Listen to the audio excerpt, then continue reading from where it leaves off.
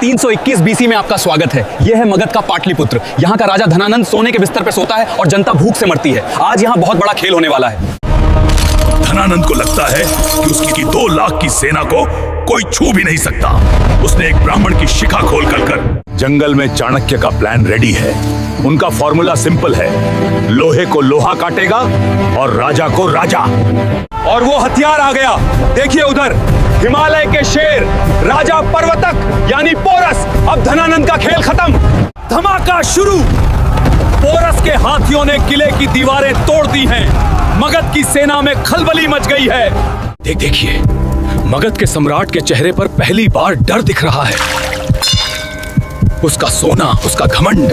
पहली बार धनानंद डरा हुआ है। उसका घमंड टूट गया है। चाणक्य ने उसे बिना लड़े ही दिमाग से हरा दिया।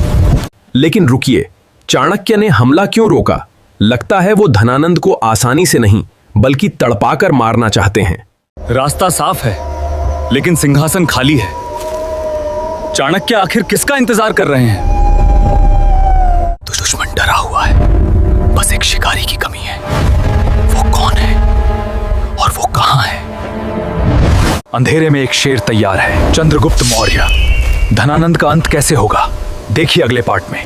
सब्सक्राइब, मैं हूं बिहार।